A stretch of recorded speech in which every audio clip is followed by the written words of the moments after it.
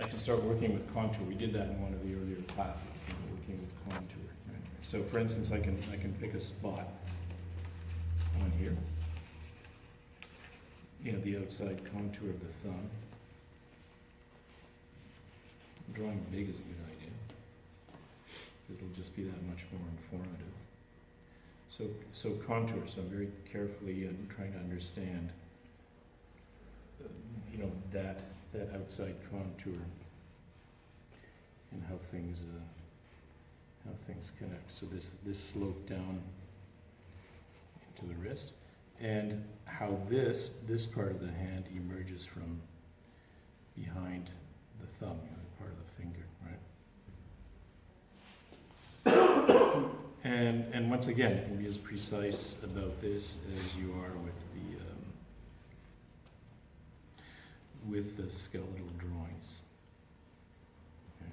Because you really want to understand that so that it's effective. So the idea here is, how does drawing the skeleton inform this? Does it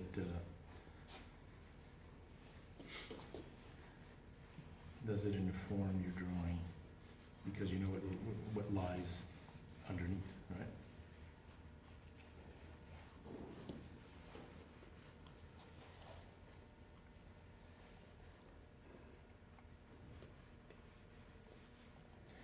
So there's this movement upward through this finger.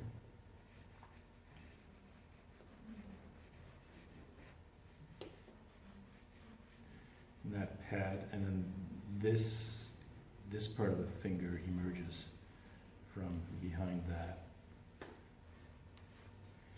And it's overlapped by this finger, which I'm kind of looking at straight on. Okay. Like this. With the fingernail. Mm-hmm.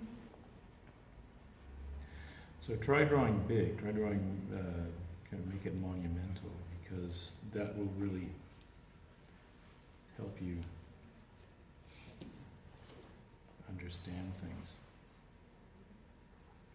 And, this continues here, it curls around and down. And then there's another overlap here with the little finger. Okay. So this, once again, like we did yesterday, it's that transition from drawing a plate where all this is figured out beforehand, and to actual observation of form. So once again, the gesture helps me understand it, in a big way, and then I can start working with what's going on here. And really, when you're doing contour, you're really looking for where things overlap, like this, right?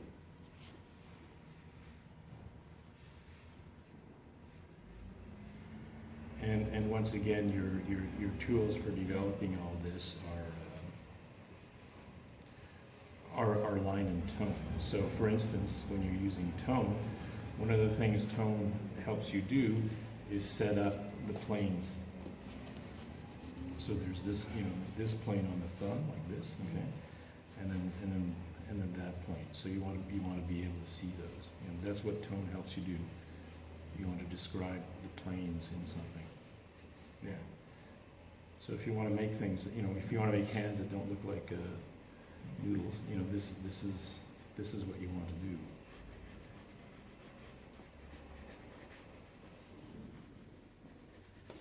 There's that plane, and there's this thing going that way, and there's this plane across, that part of that part of the finger, and then the pads here, the variations in the pads where they're thicker, where they're more recessed, where they come out, then you can describe that with tone as well.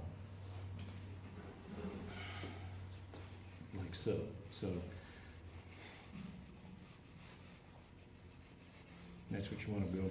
That's the direction you want to go in. And connecting it with the wrist is important, because that's where you're really going to understand the dynamics of hand movement. lines emerge from behind the thumb when you're drawing this pad right here, okay? Yeah. So think of the contour as your line, and think of the tonal work as helping you set up the planes, the planes in the piece. Because this is where it ties in with studying the bone structure. So there's that plane across the index finger, and then that one, right? So that's where these planes appear, right? Like this, okay? Like that. And so drawing, drawing big is going to help you understand that so much more. Same thing here. Yes? There's such a big gap here. I mean, it's there. It's just I hadn't noticed it before. This gap here between yeah. Well, that's might not. Every hand is different, I suppose. So once again, as well, like in order to have this not be flat in here, once again, it's this and it's this, and that's what tone helps you set up, right? It's this and it's this. Okay. Because you want to be able to read this plane on that part of the hand, and then across that way. Okay. Are there any questions about it? Okay. Yeah. So let's do